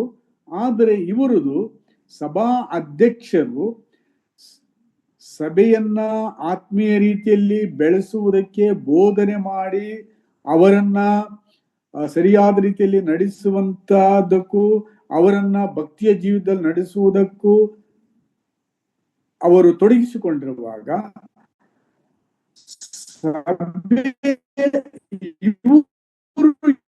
ಹೇಳುವಂತಹ ಸಭೆಯಲ್ಲಿ ನಡೆಯಬೇಕಂತ ವಿಚಾರಗಳಲ್ಲಿ ಇತರಗಳು ಮಾಡಬೇಕಾಗ್ತದೆ. ಈ ಸೇವಕರುಗಳು ಇವರು ಬೋಧಕರಲ್ಲ, ಬೋಧನೆ ಕೆಲಸವನ್ನು ಬಿಟ್ಟು ಉಳಿದು ಸಭಾಧ್ಯಕ್ಷರುಗಳು ಏನು ಕೆಲಸ ಹೇಳುತ್ತಾರೋ ಸಭೆಯ ಆಡಳಿತ ಕ್ರಮದಲ್ಲಿ ನಡೆಸಿಕೊಂಡು ಹೋಗುವುದಕ್ಕೆ, ಆ ಕೆಲಸಗಳನ್ನು ನಿರ್ವಹಿಸುವುದಕ್ಕೆ ಇವರು ಸಭಾಧ್ಯಕ್ಷರೊಟ್ಟಿಗೆ ಈಗ ಕೆಲಸಗಳನ್ನು ಮಾಡುತ್ತಾ ಸಭೆಯು ಅದು ಶಿಸ್ತಿನಲ್ಲಿ ಬೆಳೆಯುವುದಕ್ಕೆ, ಆತ್ಮೀಯ ರೀತಿಯಲ್ಲಿ ಮತ್ತು ಭೌತಿಕ ವಿಚಾರಗಳಲ್ಲಿ ಅದು ಬೆಳೆಯುವುದಕ್ಕೆ ಇವರು ಸಹಾಯಕರಾಗಿರುತ್ತಾರೆ. ಆದ್ದರಿಂದ ಸಭಾಧ್ಯಕ್ಷರು ಹೇಗೆ ಕೆಲವು ಗುಣಗಳನ್ನು ಹೊಂದಿರಬೇಕೋ ಅದೇ ರೀತಿಯ ಗುಣಗಳನ್ನ ಸಭಾ ಸೇವಕರು, ಸೇವಿಕರು ಸಹ ಅವರು ಹೊಂದಿರಬೇಕೆಂಬುದಾಗಿ ಕೆಲವು ಪಟ್ಟಿಯನ್ನ ಆತನು ಇಲ್ಲಿ ಕೊಡುವನಾಗಿದ್ದಾನೆ. ಸೊ ಸಭಾ ಅಧ್ಯಕ್ಷ ಸ್ಥಾನವನ್ನು ಬಯಸುವಂತವನು ಒಳ್ಳೆ ಕೆಲಸವನ್ನು ಅಪೇಕ್ಷಿಸುವನಾಗಿದ್ದಾನೆ ಅಂತೇಳಿ ಪೌಲನು ಪ್ರಸ್ತಾಪಿಸೋದ್ರೊಟ್ಟಿಗೆ ಸಭಾ ಸೇವಕರು ಕೂಡ ಚೆನ್ನಾಗಿ ಕೆಲಸ ಮಾಡಿದರೆ ಅವರಿಗೆ ಏನು ದೊರೆಯುತ್ತದೆ ಎಂಬುದಾಗಿ 13ನೇ ವಚನದಲ್ಲಿ ಪ್ರಸ್ತಾಪ ಮಾಡಿದ್ದಾನೆ. ಏನಂತೆ? ಸಭಾ ಸೇವಕರಾಗಿ ಚೆನ್ನಾಗಿ ಕೆಲಸ ಮಾಡಿದವರು ತಮಗೆ ಒಳ್ಳೆ ಬಂಧವಾಗಿ ಬಹು ಧೈರ್ಯವನ್ನು ಸಂಪಾದಿಸಿಕೊಳ್ಳುವರು. ಸೊ ಕ್ರಿಸ್ತನಿಂದ ಅವರು ಒಳ್ಳೆ ಪದವಿಯನ್ನ, ಯಾರು ಚೆನ್ನಾಗಿ ಕೆಲಸ ಮಾಡಿದವರು, ಎಲ್ಲಾ ಸಭಾ ಸೇವಕರುಗಳಲ್ಲ. ಯಾವ ಸಭಾ ಸೇವಕರು ಕ್ರಿಸ್ತನು ಕೊಟ್ಟ ಕೆಲಸವನ್ನ ಚೆನ್ನಾಗಿ ಭಯಭಕ್ತಿಯಿಂದ ಆತನಿಗೋಸ್ಕರವಾಗಿ ಮಾಡಿದರೆ ಅವರು ಕ್ರಿಸ್ತನಿಂದ ಒಳ್ಳೆ ಪದವಿಯನ್ನು ಪಡೆದುಕೊಳ್ಳುವುದು ಮಾತ್ರವಲ್ಲದೆ ಕ್ರಿಸ್ತನ ಮೇಲಿನ ನಂಬಿಕೆ ಸಂಬಂಧವಾಗಿ ಧೈರ್ಯವನ್ನು ಸಂಪಾದಿಸಿಕೊಳ್ಳುತ್ತಾರೆ. Courage and faith in Christ they earn as they serve as the deacons and deaconess of the church.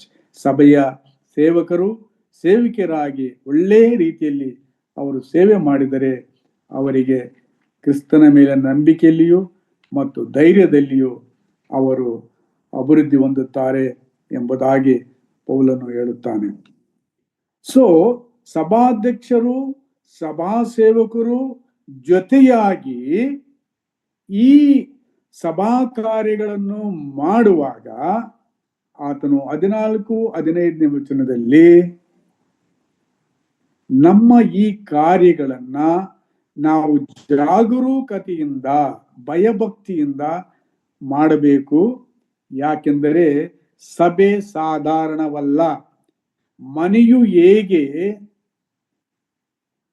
ಕುಟುಂಬವು ಹೇಗೆ ಪ್ರಾಮುಖ್ಯವೋ ಸಭೆಯು ಕೂಡ ಅದಕ್ಕಿಂತ ಹೆಚ್ಚು ಪ್ರಾಮುಖ್ಯವಾಗಿದೆ ಅನ್ನುವುದನ್ನ ಪೌಲನು ಈ ತಿಮೋತಿಯನು ಎಫೆಸದಲ್ಲಿರುವಂತಹ ಸಭೆಯವರ ಗಮನಕ್ಕೆ ತರಬೇಕು ಎಂದು ಮನಸ್ಸಿನಲ್ಲಿಟ್ಟುಕೊಂಡು ತಿಮೋತಿಯನಿಗೆ ಸಭೆಯ ಪ್ರಾಮುಖ್ಯತೆಯನ್ನ 15ನೇ ವಚನದಲ್ಲಿ ಹೇಳ್ತಾನೆ. ಏನಂತ ಹೇಳಿದ್ರೆ, ದೇವರ ಮನೆಯಲ್ಲಿ ನನ್ನ ಪ್ರಿಯ ಸಹೋದರ ಸಹೋದರಿಯರೇ, ಈ ಸತ್ಯವನ್ನು ನಾವು ಒಬ್ಬೊಬ್ಬರು ಗಮನದಲ್ಲಿಡಬೇಕು. ನಾವು ಸೇರಿ ಬರುವಂತ ಸ್ಥಳ, ಆತನ ಮಕ್ಕಳು ಸೇರಿ ಬರುವಾಗ ಸ್ಥಳಕ್ಕಿಂತಲೂ ಅದು ಸಭೆ ಆಗಿರ್ತದೆ. ಎಲ್ಲಿ 2-3 ಆತನ ಹೆಸರಿನಲ್ಲಿ ಸೇರಿ ಬರುತ್ತಾರೋ ಅದು ಸಭೆ. ಆ ಸಭೆ ಸೇರಿ ಬರುವಾಗ ನಾವು ಕ್ರಮವಾಗಿ ಈ ಸಭೆ, ಈ ಆತನು ಸೇರಿ ಬರುವಂತ ಜನರು ಆತನ ಸಭೆ ಅನ್ನುವಂತ ಅರಿವು ನಮಗಿರಬೇಕು. ಮತ್ತು ಆ ಸಭೆ, ಆ ಮನೆ ಜೀವ ಸ್ವರೂಪನಾದ ದೇವರ ಸಭೆ. ಅದರ ನಾಯಕನು ಒಂದು ವೇಳೆ ಸ್ಥಳೀಯ ಸಭೆಯಲ್ಲಿ ಸಭಾಧ್ಯಕ್ಷರುಗಳು, ಸಭಾ ಸೇವಕರುಗಳು ಅದರ ಉಸ್ತುವಾರಿ ವಹಿಸಿಕೊಂಡು ನಡೆಸಿದರೂ ಕೂಡ ಅದರ ಅಧ್ಯಕ್ಷನು, ಅದರ ಮೇಲ್ವಿಚಾರಕನು ದೇವರೇ ಅನ್ನುವಂತ ಅರಿವು ಪ್ರತಿಯೊಬ್ಬ ಯೇಸುವಿನ ಹಿಂಬಾಲಕರಲ್ಲಿ ಇರಬೇಕಾದಂತ ಸತ್ಯಾಂಶ. ಸಾಧಾರಣ ಅಲ್ಲ. ನಾವು ಸೇರಿ ಬರುವಂತ ಸ್ಥಳ ಸಾಧಾರಣವಲ್ಲ. ಅಲ್ಲಿ ಕ್ರಿಸ್ತನನ್ನು ನಂಬಿದಂತ, ಹೊಸ ಜೀವವನ್ನು ಪಡೆದಂತ ವ್ಯಕ್ತಿಗಳ ಸಮೂಹ ಇದೆ. ಆದ್ರಿಂದ ಅಲ್ಲಿ ನಾವು ವ್ಯವಹರಿಸಬೇಕಾದಂತ ರೀತಿ ಬಹಳ ಪ್ರಮುಖವಾದದ್ದು. ಇಟ್ ಈಸ್ ನಾಟ್ ಒಂದು ಕಮಿಟಿ ಅಲ್ಲ, ಒಂದು ಸಂಘ ಸಂಸ್ಥೆ ಅಲ್ಲ, ಒಂದು ಸೋಷಿಯಲ್ ಗ್ಯಾದರಿಂಗ್ ಅಲ್ಲ. ಆತನನ್ನು ನಂಬಿದಂತ ಮಕ್ಕಳ ಸಮೂಹ. ಅವರ ಮಧ್ಯದಲ್ಲಿ ಯೇಸು ಕ್ರಿಸ್ತನು ತಾನೇ ಪ್ರತ್ಯಕ್ಷನಾಗಿರುತ್ತಾನೆ. ಈ ಅರಿವು ನಮಗಿರಬೇಕು. ಆ ಸ್ಥಳದಲ್ಲಿ, ಆ ಮನೆಯಲ್ಲಿ ಪ್ರತಿಯೊಬ್ಬ ವ್ಯಕ್ತಿಯು ಅದರಲ್ಲೂ ವಿಶೇಷವಾಗಿ ಸಭಾಧ್ಯಕ್ಷರು, ಸಭಾ ಸೇವಕರುಗಳು ಈ ಗುಂಪನ್ನ ಜೀವ ಸ್ವರೂಪನಾದ ದೇವರ ಮಂದೆ ಎಂದು ತಿಳಿದು ಅವರು ಭಯಭಕ್ತಿಯಿಂದ ಈ ಗುಂಪನ್ನ ದೇವರು ತಮಗೆ ಕೊಟ್ಟಂತಹ ಜ್ಞಾನ ಆಧಾರದ ಮೇಲೆ ಇವರನ್ನ ಆತನಿಗೋಸ್ಕರವಾಗಿ ಸಂರಕ್ಷಿಸುವಂತ ಪಾರುಪತ್ಯಗಾರರಾಗಿರ್ತಾರೆ, ಮ್ಯಾನೇಜರ್ಸ್ ಆಗಿರ್ತೀವಿ. ಸಭಾ ಅಧ್ಯಕ್ಷರು, ಸಭಾ ಸೇವಕರು ಕ್ರಿಸ್ತನ ಆ ಗುಂಪನ್ನ ನಾವು ಕಾಯುವಂತವರು, ಬೆಳೆಸುವಂತವರು, ಆತನ ಚಿತ್ತಕ್ಕೆ ಒಳಪಡುವ ರೀತಿಯಲ್ಲಿ ಜನರನ್ನ ಪ್ರಬೋಧಿಸಿ ಪ್ರೋತ್ಸಾಹಿಸಿ ನಡೆಸುವಂತ ಕಾವಲುಗಾರರು ಅಥವಾ ಸೂಪರ್ವೈಸರ್ಸ್ ನಾವಾಗಿರ್ತೀವಿ. ಸೊ ಕರೆಕ್ಟ್ ವರ್ಡ್, ಸಭೆಯ ಅಧ್ಯಕ್ಷರುಗಳು ಪಾರುಪತ್ಯಗಾರರು, ಹಾಳುಗಳು. ಸೊತ್ತು ದೇವರದು, ಕೆಲಸ ದೇವರದು, ಅದನ್ನ ದೇವರು ನಂಬಿಗಸ್ತನಾಗಿ ಸಭಾಧ್ಯಕ್ಷರ ಕೈಯಲ್ಲಿ ಕೊಟ್ಟಿದ್ದಾನೆ. ಅವರು ಆ ಸಭೆಯನ್ನ ಆತನ ಘನಕ್ಕಾಗಿ ನಡೆಸಬೇಕು. ಅದೇ 15ನೇ ವಚನದಲ್ಲಿ ಹೇಳೋದು, ದೇವರ ಮನೆಯಲ್ಲಿ ಅಂದರೆ ಜೀವ ಸ್ವರೂಪನಾದ ದೇವರ ಸಭೆಯಲ್ಲಿ ನಡೆದುಕೊಳ್ಳಬೇಕಾದ ರೀತಿ. ಜೀವ ಸ್ವರೂಪನಾದ ಸಭೆ, ದೇವರ ಸಭೆ ಯಾವುದು?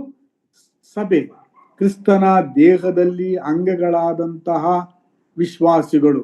ಸ್ಥಳೀಯ ಸಭೆ, ಸಾರ್ವಜನಿಕ ಸಭೆ, ಯಾರ್ಯಾರು ಕ್ರಿಸ್ತನನ್ನು ನಂಬಿದ್ದಾರೋ ಅವರು ಯಾವ ಡೆನಾಮಿನೇಷನ್ ನಲ್ಲಿ ಇರಲಿ, ಡೆನಾಮಿನೇಷನ್ ಅಲ್ಲಿ ಇಲ್ಲದೆ ಇರಲಿ, ಸಾರ್ವತ್ರಿಕವಾಗಿ ಅದು ಕರ್ನಾಟಕದಲ್ಲಿರಲಿ ಅಥವಾ ಕಾಶ್ಮೀರದಲ್ಲಿರಲಿ, ಆಸ್ಟ್ರೇಲಿಯಾದಲ್ಲಿರಲಿ, ಇಂಗ್ಲೆಂಡ್ನಲ್ಲಿ, ಅದು ಸಾರ್ವತ್ರಿಕ ಸಭೆ, ಕ್ರಿಸ್ತನ ದೇಹ. ಆದ್ರೆ ನಾವು ಅಂಗಗಳಾಗಿ ಸ್ಥಳೀಯ ಸಭೆಗಳಲ್ಲಿ ನಾವು ಸೇರಿರುವಾಗ ಅದು ಕೂಡ ಆತನ ಸಭೆಯ ಅಂಗವಾಗಿರುವುದರಿಂದ ಅಲ್ಲಿ ನಾವು ಸೇರಿ ಬರುವಾಗ ನಮ್ಮ ಮಧ್ಯದಲ್ಲಿ ಕ್ರಿಸ್ತನು, ಆತನು ಇದ್ದಾನೆ. ಈ ಅರಿವು ಸಭೆಗೆ ಬರುವಂತ ಪ್ರತಿಯೊಬ್ಬ ಕ್ರಿಸ್ತನ ಹಿಂಬಾಲಕನು ಅರಿತುಕೊಳ್ಳಬೇಕು. ಒಂದು ವೇಳೆ ಈ ಅರಿವು ಇಲ್ಲಿ ಬಂದಂತ ಯಾರಲ್ಲಾದ್ರೂ ಇಲ್ಲದಿದ್ದರೆ ಇದನ್ನ ದೇವರಾತ್ಮನು ನಿಮಗೆ ಪ್ರಕಟಿಸುತ್ತಿದ್ದಾನೆ. ಸೊ ಆ ಸಭೆ ಸ್ಥಳೀಯ ಸಭೆಯಾಗಿ ನಾವು ಸೇರಿ ಬರುವಾಗ ಸಾಧಾರಣವಾಗಿ ನಾವು ಒಬ್ಬರನ್ನೊಬ್ಬರ ನಾವು ಮಾತಾಡ್ತೀವಿ. ಅವರ ಹಿನ್ನೆಲೆ, ಅವರ ಅಂತಸ್ತು, ಅವರ ವಿದ್ಯೆ ಅರ್ಹತೆ, ಅವರು ಎಷ್ಟು ಸ್ಯಾಲರಿ ತಗೊಳ್ತಾ ಇದ್ದಾರೆ, ಎಂತ ಬಟ್ಟೆ ಧರಿಸಿದ್ದಾರೆ, ಇವೆಲ್ಲ ಇಲ್ಲಿ ಕೌಂಟ್ ಆಗುವುದಿಲ್ಲ. ಈ ಸಭೆಯಲ್ಲಿ ನಾವು ಅರಿತುಕೊಳ್ಳಬೇಕಾದ್ದು, ಅರಿತುವಂಥದ್ದು, ನಾವೆಲ್ಲರೂ ಯೇಸುವಿನ ರಕ್ತದಿಂದ ತೊಳೆಯಲ್ಪಟ್ಟಂತವರು, ನಾವೆಲ್ಲರೂ ಈ ಲೋಕದಲ್ಲಿ ಆತನ ಹಿಂಬಾಲಕರು, ಆತನು ಕೊಟ್ಟ ಕೆಲಸವನ್ನು ಮಾಡಲಿಕ್ಕೆ ಇರುವಂತಹ ಜನರು.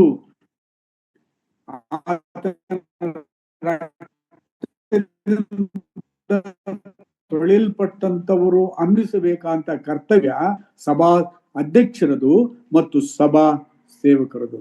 ವಿಭಜನೆ ಭಾಷಾ ಆಧಾರದ ಮೇಲೆ ಅಥವಾ ಪ್ರಾಂತ್ಯ ಆಧಾರದ ಮೇಲೆ, ಬಣ್ಣ ಆಧಾರದ ಮೇಲೆ ಅದು ಇದರ ಲಕ್ಷಣ. ಆದ್ರೆ ಸಭೆಗಳಲ್ಲಿ ಇವತ್ತು ನಾವು ನೋಡುವಾಗ ಎಲ್ಲಾ ಜನರಲ್ಲಿಯೂ ಸಭೆಗಳಲ್ಲಿ, ಸ್ಥಳೀಯ ಸಭೆಗಳಲ್ಲಿ ಎಲ್ಲರೂ ವಿಶ್ವಾಸಿಗಳು ಅಲ್ಲದೇ ಇರುವುದರಿಂದ ಸೊ ಈ ಒಂದು ಗೊಂದಲಗಳು ಆಗಿಂದಾಗೆ ಕಲಿಯುತ್ತದೆ ಮತ್ತು ಜನರನ್ನ ವಿಭಾಗಿಸುತ್ತದೆ. ಒಂದು ನಾವು ತಿಳಿದುಕೊಳ್ಳಬೇಕು, ಜೀವ ಸ್ವರೂಪನಾದ ದೇವರ ಸಭೆಯ ಅಧ್ಯಕ್ಷನಾಗಿರುವಾಗ ಸ್ಥಳೀಯ ಸಭೆಯಲ್ಲಿರುವಂತ ನಾವೆಲ್ಲರೂ ಆತನಿಂದ ಕರೆಯಲ್ಪಟ್ಟವರಾಗಿ ಒಬ್ಬರೊಬ್ಬರು ಗೌರವದಿಂದ ನಡೆದುಕೊಂಡು, ಸೊ ಸಭಾಧ್ಯಕ್ಷರಿಗೂ ಸಭಾ ಸೇವಕರುಗಳ ಆಡಳಿತದ ಕೈ ಕೆಳಗಡೆ ಸಭೆಯವರು ಆತನ ಸ್ವರೂಪದಲ್ಲಿ ಬೆಳೆಯುತ್ತಾ ಹೋಗಬೇಕು ಅನ್ನುವಂಥದ್ದು ಪೌಲನು ತಿಮೋತಿನ ಗಮನಕ್ಕೆ ತಂದು, ತಿಮೋತಿಯನೇ ಈ ಸತ್ಯಾಂಶವನ್ನ ನೀನು ಸಭೆಗೆ ತಿಳಿಸು, ಎಫೆಸ ಸಭೆಗೆ. ಮತ್ತು ಇನ್ನೊಂದು ಸಂಗತಿಯನ್ನು ಹೇಳ್ತಾನೆ, ಆ ಸಭೆ ಅಂದರೆ ಕ್ರಿಸ್ತನ ಅಂಗಗಳಾಗಿರುವಂತಹ ಸ್ಥಳೀಯ ಸಭೆಯು ಅಂದರೆ ವಿಶ್ವಾಸಿಗಳ ಗುಂಪು ಸತ್ಯಕ್ಕೆ ಸ್ತಂಭವೂ ಆಧಾರವೂ ಆಗಿದೆ. ಸಭೆ ಸತ್ಯಕ್ಕೆ ಸ್ತಂಭ, ಪಿಲ್ಲರ್. ಒಂದು ಮನೆ ಕಟ್ಟಬೇಕಾಗಿದ್ದರೆ ಅದಕ್ಕೆ ಸ್ತಂಭಗಳು ಬೇಕು, ಅದಕ್ಕೆ ಫೌಂಡೇಶನ್ ಬೇಕು. ಆತನ ಹೇಳ್ತಾನೆ, ಸಭೆಯು ಸತ್ಯಕ್ಕೆ ಸ್ತಂಭವೂ ಆಧಾರವೂ ಆಗಿದೆ. ಸೊ ಈ ಸತ್ಯ, ಸಭೆಯು ಸತ್ಯಕ್ಕೆ ಸ್ತಂಭ ಮತ್ತು ಆಧಾರವಾಗಿದೆ. 16ನೇ ವಚನಕ್ಕೆ ಬಂದ್ರೆ ಇನ್ನೊಂದು ಸತ್ಯಾಂಶವನ್ನು ಪೌಲನು ಇಲ್ಲಿ ತಿಳಿಸ್ತಾನೆ. ದೇವಭಕ್ತಿಗೆ ಆಧಾರವಾಗಿರುವ ಸತ್ಯಾರ್ಥವು ಗಂಭೀರವಾದೆಂಬುದಕ್ಕೆ ನಾವೆಲ್ಲರೂ ಒಪ್ಪಿಕೊಳ್ಳುತ್ತೇವೆ. ಇನ್ನೊಂದು ಮಾತು ಹೇಳ್ತಾರೆ ಇಲ್ಲಿ, ಸಭೆಗೆ ಆಧಾರ ಮತ್ತು ಸಭೆಯು ಸತ್ಯಕ್ಕೆ ಆಧಾರ ಮತ್ತು ಸ್ತಂಭ ಅಂತೇಳಿ ಹೇಳಿದಂಥವನು ದೇವಭಕ್ತಿಗೆ ಆಧಾರ. ಒಬ್ಬ ಮನುಷ್ಯನು ದೇವಭಕ್ತನಾಗಿ ಬೆಳೆಯಬೇಕಾದವನಿಗೆ ಆಧಾರ ಏನಂತ ಹೇಳಿದ್ರೆ ಸತ್ಯಾರ್ಥ. ಸತ್ಯ ಎನ್ನುವುದು ಆಧಾರ. ಸಭೆಯು ಸತ್ಯಕ್ಕೆ ಸ್ತಂಭವೂ ಆಧಾರವಾದರೆ ದೇವಭಕ್ತಿಗೆ ಆಧಾರವಾಗಿರುವುದು ಸತ್ಯ. ಸತ್ಯ ಏನು? ಇದು ಕೂಡ ಸಭೆಯು ಘೋಷಣೆ ಮಾಡಿದಂತ ಆ ಒಂದು ಸಭೆಯ ಸತ್ಯಾಂಶಗಳ ಒಂದು ಪದ್ಯ ರೂಪದ ಭಾಗವನ್ನ ಪೌಲನು ಇಲ್ಲಿ ನೆನಪಿಸಿಕೊಳ್ತಾ ಇದ್ದಾನೆ. ಸೊ ಅದು ಏನು, ಆ ಸತ್ಯ ಏನನ್ನುವುದನ್ನ ಇಲ್ಲಿ ಹೊರಗಿಡ್ತಾ ಇದ್ದಾನೆ. ಆ ಸತ್ಯ ಏನಂತ ಹೇಳಿದ್ರೆ, ಆತನು ಅಂದರೆ ಯೇಸು ಕ್ರಿಸ್ತನು ಶರೀರಧಾರಿಯಾಗಿ ಪ್ರತ್ಯಕ್ಷನಾದನು. ಸೊ ದೇವರಾಗಿದ್ದಂಥವನು ಮನುಷ್ಯನಾಗಿ ಈ ಭೂಮಿಯ ಮೇಲೆ ಜನಿಸಿದನು. ಆತ್ಮ ಸಂಬಂಧವಾಗಿ ಆತನೇ ಎಂದು ಸ್ಥಾಪಿಸಲ್ಪಟ್ಟನು. ಆತ ಪುನರುತ್ಥಾನವನ್ನು ಹೊಂದಿದಾಗ, ಸೊ ಪುನರುತ್ಥಾನ ಹೊಂದಿ ಬಂದಾಗ ಆತನನ್ನು ನೋಡಿದಂಥವ್ರು ತಿಳಿದ್ರು ಈತನು ನಿಜವಾಗಲೂ ದೇವಕುಮಾರನಾಗಿದ್ದಂಥವನು ಎಂಬುದನ್ನ ಜನರು, ಆತನ ಹಿಂಬಾಲಕರು ಅದನ್ನ ಒಪ್ಪಿಕೊಂಡರು. ಆತ್ಮ ಸಂಬಂಧವಾಗಿ ಆತನೇ ಎಂದು ಸ್ಥಾಪಿಸಲ್ಪಟ್ಟನು. ಪುನರುತ್ಥಾನ ಹೊಂದುವಾಗ ದೇವದೂತರಿಗೆ ಕಾಣಿಸಿಕೊಂಡನು. ಮಗುವಾಗಿ ಜನಿಸಿದಾಗ ದೇವದೂತರು ಮೇಲಣ ಲೋಕಗಳಲ್ಲಿ ದೇವರಿಗೆ ಮಹಿಮೆ ಎಂದು ಸಾರಿದರು. ಆತನು ದೀಕ್ಷಾ ಸ್ನಾನ ಮಾಡಿಸಿಕೊಳ್ಳುವಾಗ, ಆತನು ಶೋಧನೆಗೊಳಗಾಗುವಾಗ ದೇವದೂತರು ಆತನ ಉಪಚಾರ ಮಾಡಿದರು. ಆತನು ಗೆತ್ಸೆಮನೆ ತೋಟದಲ್ಲಿ ದುಃಖಕ್ಕೆ ಒಳಗಾಗಿ ಪ್ರಾರ್ಥಿಸುವಾಗ ದೇವದೂತರು ಆತನನ್ನ ಬಲಪಡಿಸಿದರು. ಆತನ ಪುನರುತ್ಥಾನವಾದಾಗ ದೇವದೂತರು ಅದಕ್ಕೆ ಸಾಕ್ಷಿಯಾಗಿದ್ದರು. ಸೊ ದೇವದೂತರಿಗೆ ಕಾಣಿಸಿಕೊಂಡನು. ಈ ದೇವಕುಮಾರನಾಗಿದ್ದಂಥ ಯೇಸು ಕ್ರಿಸ್ತನು ದೇವರ ಆತ್ಮನಿಂದ ಪುನರುತ್ಥಾನವನ್ನು ಜಯಿಸಿದನು, ಮರಣವನ್ನು ಜಯಿಸಿದನು, ದೇವದೂತರಿಗೆ ಕಾಣಿಸಿಕೊಂಡನು, ಅನ್ಯ ಜನರಲ್ಲಿ ಪ್ರಸಿದ್ಧಿ ಮಾಡಲ್ಪಟ್ಟನು. ಕೇವಲ ಇಸ್ರಾಯೇಲ್ ಜನರ ಮಧ್ಯದಲ್ಲೆಲ್ಲ, ನಂಬಿದಂತ ಅನ್ಯ ಜನರಲ್ಲಿಯೂ ಕೂಡ ಈತನು ದೇವಕುಮಾರನು ಯೇಸು ಕ್ರಿಸ್ತನು ಎಂಬುದಾಗಿ ಆತನು ಪ್ರಸಿದ್ಧನಾದನು, ಲೋಕದಲ್ಲಿ ನಂಬಲ್ಪಟ್ಟನು. ಪೌಲನು ಈ ಪತ್ರವನ್ನು ಬರೀತಾ ಇರೋದು ಕ್ರಿಸ್ತ ಶಕ 63ರಿಂದ 65 ಸಮಯದಲ್ಲಿ. ಅಷ್ಟರೊಳಗಡೆ ರೋಮ್ ಸಾಮ್ರಾಜ್ಯದಲ್ಲಿದ್ದಂಥ ಎಲ್ಲಾ ಪಟ್ಟಣಗಳಿದ್ದಂಥ ಜನರಿಗೆ ಸುವಾರ್ತೆಯು ತಲುಪಿತ್ತು. ಅನೇಕರು, ಅನೇಕ ಸ್ಥಳಗಳವರು, ಅನೇಕ ಧರ್ಮದ ಹಿನ್ನೆಲೆಯವರು ಕ್ರಿಸ್ತನನ್ನ ನಂಬಿದ್ದರು. ನಂಬಲ್ಪಟ್ಟನು, ಪ್ರಭಾವ ಸ್ಥಾನಕ್ಕೆ ಸೇರಿಸಲ್ಪಟ್ಟನು. ಆತನು ಪುನರುತ್ಥಾನವಾಗಿ ಎದ್ದ ಮೇಲೆ ಶಿಷ್ಯರ ನೋಡುತ್ತಾ ಇರುವಾಗೆ ಆತನು ಪರಲೋಕಕ್ಕೆ ಏರಿಸಲ್ಪಟ್ಟನು. ಅಲ್ಲಿ ತಂದೆಯ ಬಲಪಾರ್ಶ್ವದಲ್ಲಿದ್ದಾನೆ. ಪೌಲನು ಫಿಲಿಪ್ಪಿಯವರಿಗೆ ಬರೆದ ಪತ್ರದಲ್ಲಿ ಆತನು ದೀನನಾಗಿ ಮರಣವನ್ನು ಹೊಂದಿ ಆತನು ಪುನರುತ್ಥಾನ ಹೊಂದಿದ್ದಾದ್ಮೇಲೆ ದೇವರು ಎಲ್ಲಾ ಹೆಸರುಗಳಿಗಿಂತ ಶ್ರೇಷ್ಠ ಹೆಸರನ್ನು ಕೊಟ್ಟಿದ್ದಾನೆ. ಆ ಯೇಸುವು ಈಗ ಪರಲೋಕದಲ್ಲಿ ಆತನು ದೇವರ ಬಳಿಯಲ್ಲಿ ಬಲಗಡೆಯಲ್ಲಿ ಸಿಂಹಾಸನ ರೂಢನಾಗಿದ್ದಾನೆ ಎಂಬುದಾಗಿ ಹೇಳ್ತಾನೆ. ಎಲ್ಲಾ ಹೆಸರುಗಳು ಆತನ ಹೆಸರಿನಲ್ಲಿ ಎಲ್ಲಾ ಜನರು ಅಡ್ಡ ಬಿದ್ದು ಆರಾಧಿಸಿ ಪ್ರಭಾವ ಸ್ಥಾನಕ್ಕೆ ಸೇರಿಸಲ್ಪಟ್ಟನು. What a greatness of the Jesus Christ. ಯೇಸು ಕ್ರಿಸ್ತನ ಮಹತ್ವ ಎಷ್ಟು ದೊಡ್ಡದು. ಈತನು ಸತ್ಯವಂತನು. ಅದನ್ನೇ ಪೌಲ್ ಹೇಳೋದು, ಸಭೆಯು ಸತ್ಯಕ್ಕೆ, ಯೇಸು ಕ್ರಿಸ್ತನಿಗೆ ಅದು ಸ್ತಂಭವೂ ಆಧಾರವೂ ಆಗಿದೆ. ಯೇಸುವನ್ನು ಜನರು ನೋಡ್ಬೇಕಾಗಿದ್ರೆ ಇವತ್ತು ಅವರು ಸಭೆಯನ್ನು ನೋಡಬೇಕು. ಸಭೆಯನ್ನು ನೋಡುತ್ತಾರೆ. ಸಭೆಯಲ್ಲಿರುವವರು ಯಾರು? ಬಿಡುಗಡೆ